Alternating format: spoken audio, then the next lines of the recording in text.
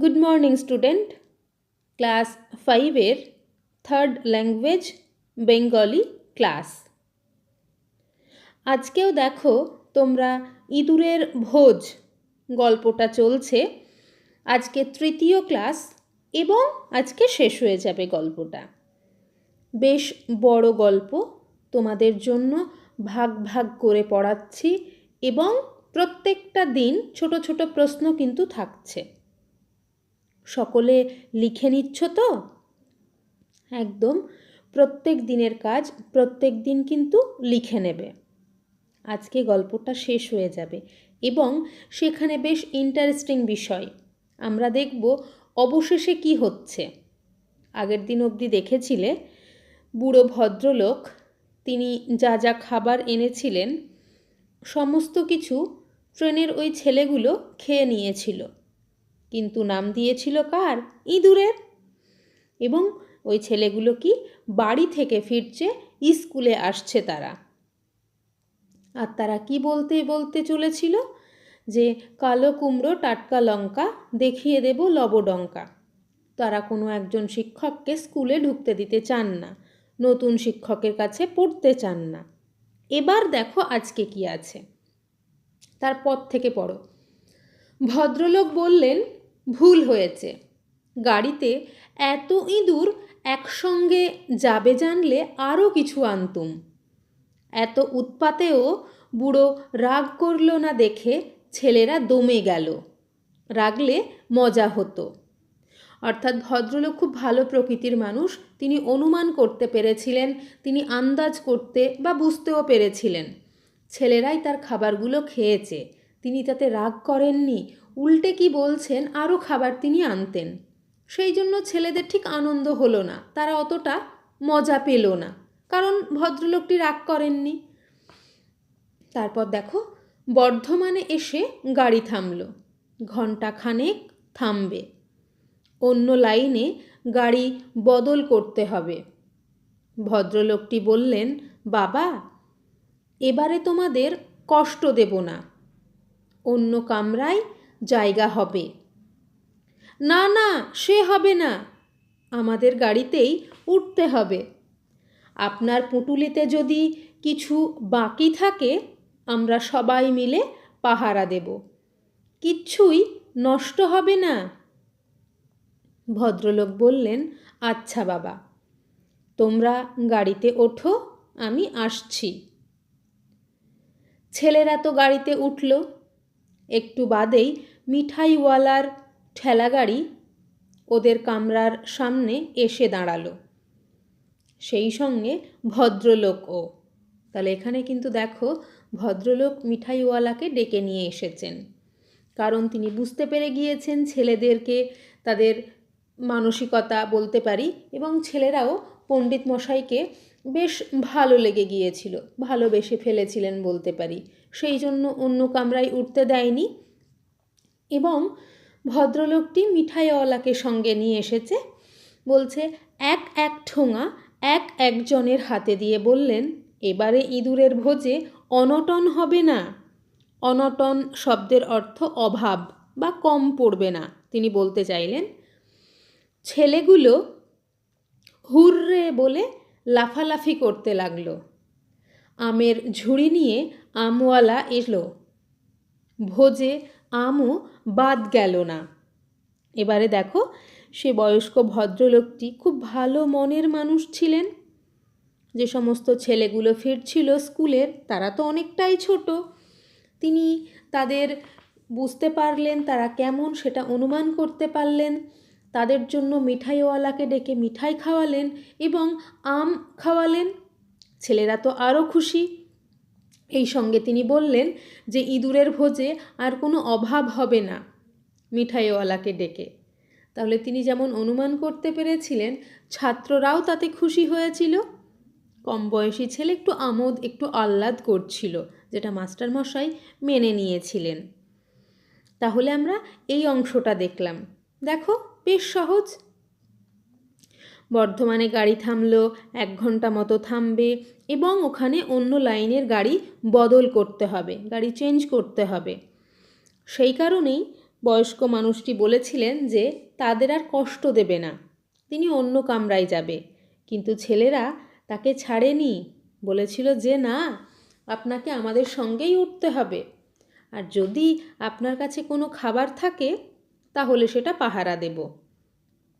তাহলে অংশটুকু শুনলে প্রত্যেকে কিন্তু পড়ে নেবে, কেমন? আর এই অংশ থেকে কি কি প্রশ্ন হবে সেটা এখন আমি দেব। তোমাদের কাজ থার্ড ল্যাঙ্গুয়েজ বেঙ্গলি কপি খুলে এক্ষুনি লিখে ফেলা, একদম সময় নষ্ট করবে না। তাহলে অংশটুকু সকলের পরিষ্কার? তিনি খুব মজা করেছিলেন এবং তিনি বুদ্ধিমান মানুষ ছিলেন এবং তিনি বদরাগী মেজাজি ছিলেন না, সেটা আমরা পেলাম। আর ছেলেগুলো বেশ মানুষটিকে পছন্দ করে নিয়েছিল। এরপর দেখব পছন্দের ফলে কি হয়। ছেলেরা মাস্টারমশাইকে কি প্রস্তাব দিয়েছিল, কি করতে বলেছিল সেই জিনিসটা। তাহলে এখানে দেখো একটাই শব্দের অর্থ আমি মুখে বলে দিলাম, তোমরা লিখে নাও। অনটন। অনটন শব্দের অর্থ কিন্তু অভাব। অনটন হবে না, অর্থাৎ কি অভাব হবে না বা কম পড়বে না। আর এখানে আছে ছেলেগুলো হুররে বলে লাফালাফি করতে লাগলো, অর্থাৎ কি তাদের আনন্দের বহিঃপ্রকাশ। তারা যে খুশি হয়েছিল সেটা সবাই মিলে একসাথে মজা করে বলল, কেমন? আর কোনো কঠিন শব্দ আমি দেখছি না। এরপরেও যদি তোমাদের কিছু বুঝতে অসুবিধা হয় ডাউট ক্লিয়ারিং ক্লাসে বলবে, আমি সবটা বলে দেব।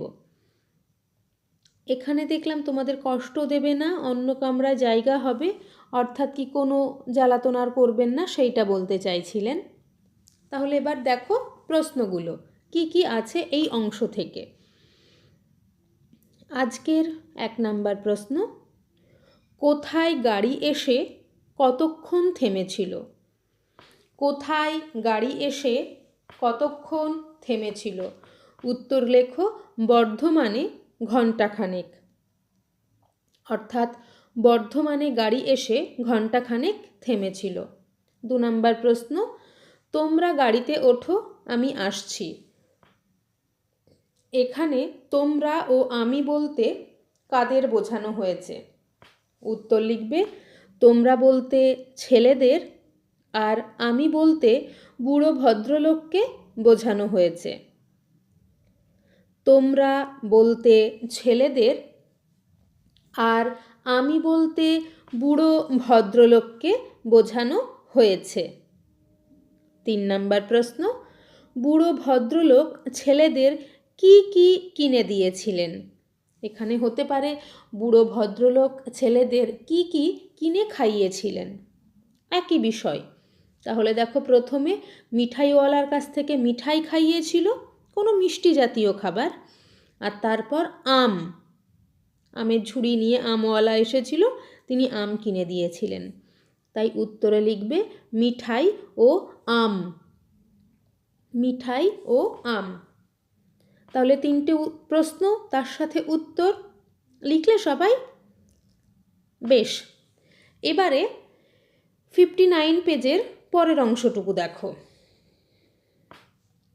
ছেলেরা তাকে বললে, আপনি কি করতে যাচ্ছেন? আপনি কি করতে কোথায় যাচ্ছেন বলুন? ছেলেদের সাথে বুড়ো ভদ্রলোকের বেশ ভাব হয়ে গিয়েছে। এবার ছেলেরা তাকে জিজ্ঞাসা করছে।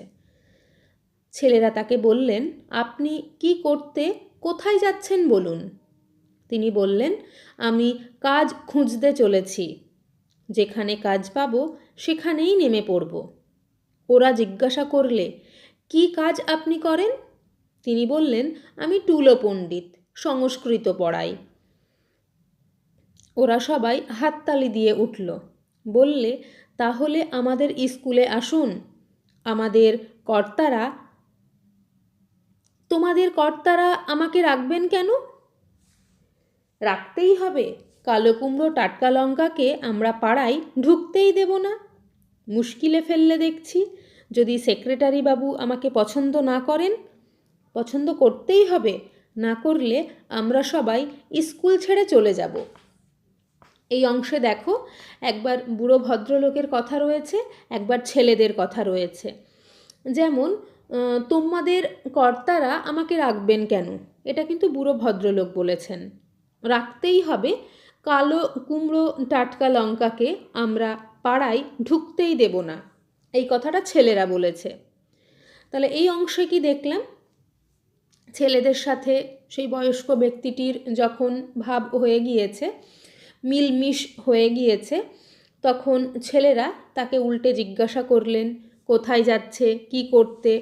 তার উত্তরে শুনল তিনি একজন টিচার, এবং কোন সাবজেক্টের, সংস্কৃত পড়ান। টুলো পণ্ডিত বলেছেন। টুলো পণ্ডিত অর্থাৎ কি টিচার বা মাস্টারমশাই অর্থেই বোঝানো হয়েছে।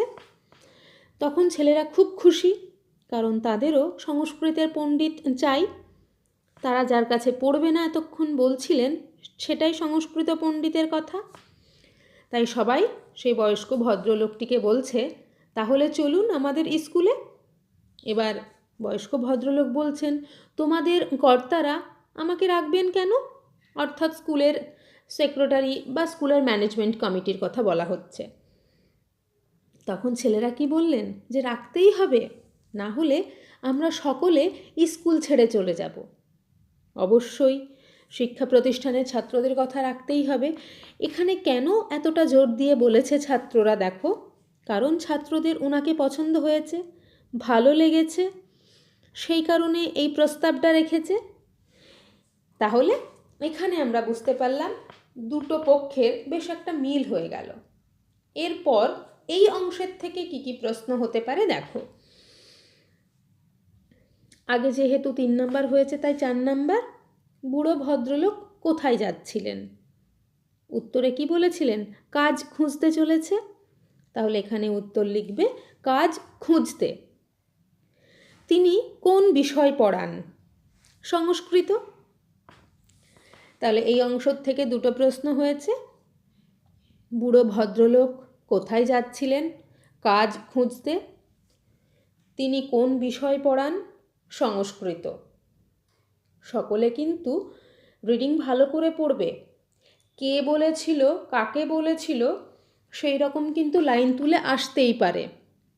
যেমন, কি কাজ আপনি করেন, কে কাকে বলেছিল, যদি প্রশ্ন হয়, তাহলে ছাত্ররা বুড়ো ভদ্রলোককে জিজ্ঞাসা করেছিল। এই অংশগুলো জানার জন্য তোমরা কিন্তু টেক্সট খুব ভালো করে পড়ো। প্রত্যেকটা লাইন, প্রত্যেকটা বানান, তার সাথে সাথে প্রশ্ন উত্তর। এবারে একদম শেষের অংশটুকু দেখো, পরের পেজ নাম্বার 60। আচ্ছা বাবা, তোমরা আমাকে তবে নিয়ে চলো।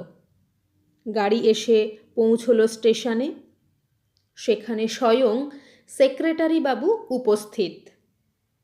বৃদ্ধ লোকটিকে দেখে বললেন, আসুন আসুন তর্কালঙ্কার মশাই, আপনার বাসা প্রস্তুত আছে, বলে পায়ের ধুলো নিয়ে প্রণাম করলেন। দেখো, তর্কালঙ্কার মানে সেই ছেলেরা যার কথা বলছিল পড়বে না, সেই মাস্টারমশাই কিন্তু ইনি। বেশ মজার, যার কাছে পড়বে না বলে ওরা ট্রেনে বলতে বলতে ফিরছে, সেই মাস্টারমশাইয়ের সাথেই কিন্তু ফিরল। কিন্তু দুপক্ষ বুঝতে পারেনি, মানে ছেলেরা বুঝতে পারেনি, মাস্টারমশাই অনুমান করতে পেরেছিলেন। শেষ পর্যন্ত দেখো, আমরা যা ভাবি সেটা কিন্তু সবসময় হয় না।